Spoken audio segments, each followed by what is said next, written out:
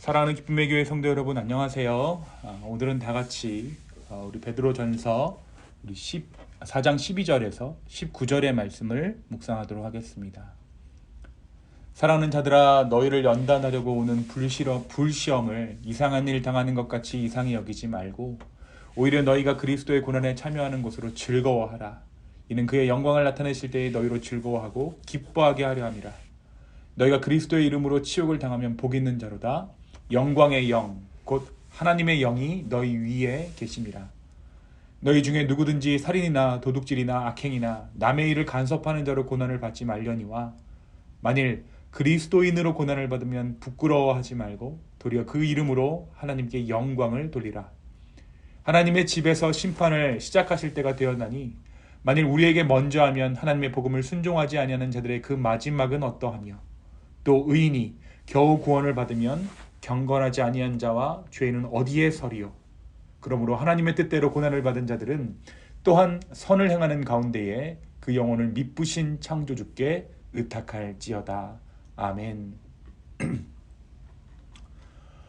우리 계속해서 우리 베드로전서 4장의 말씀을 함께 묵상하고 있습니다. 우리 어제 말씀 4장 11절까지의 말씀에서 마지막 때에, 이 말세에 예수님께서 다시 오시는 그날까지 우리는 깨어있어 자제하여 기도해야 한다라는 베드로의 권면을 함께 나누었습니다.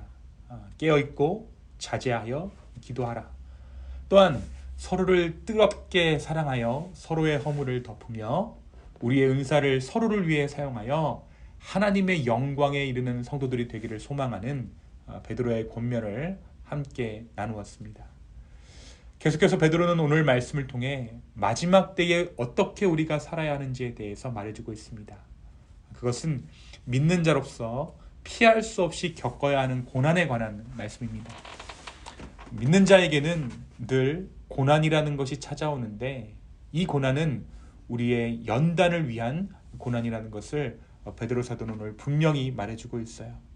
그러면서 어떻게 하라고 이야기합니까? 이 고난에 참여하는 것으로 즐거워하라라고 말하고 있습니다. 이는 그의 영광을 나타내실 때에 너희로 즐거워하고 기뻐하게 하려 함이라.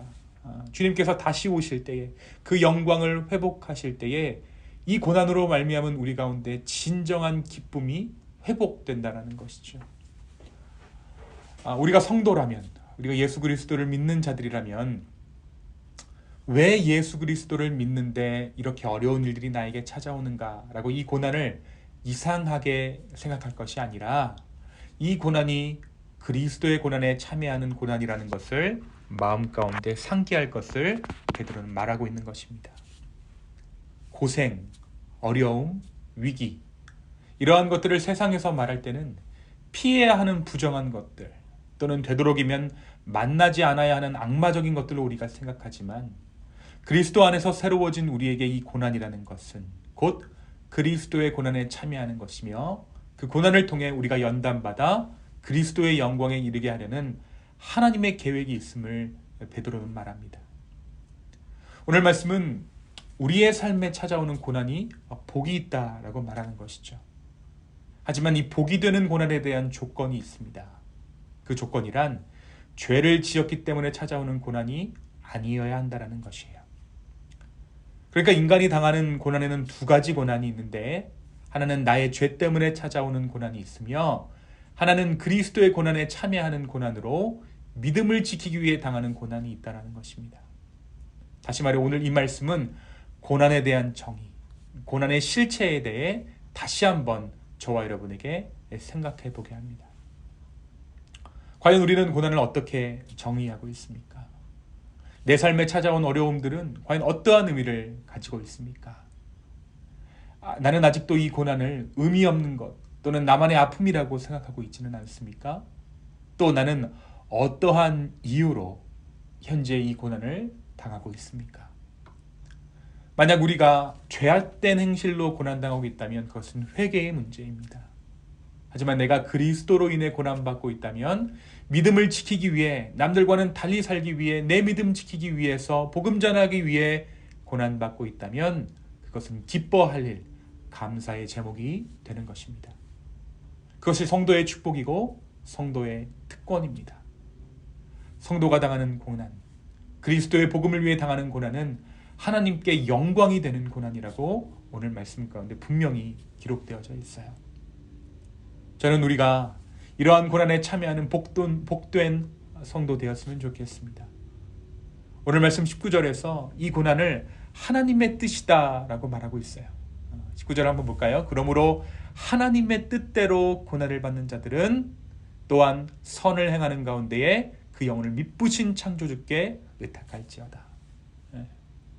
하나님의 뜻대로 우리의 삶에 찾아온 고난에 대처하는 우리의 방법은 다름 아닌 우리의 영혼을 주님께 의탁하는 것입니다.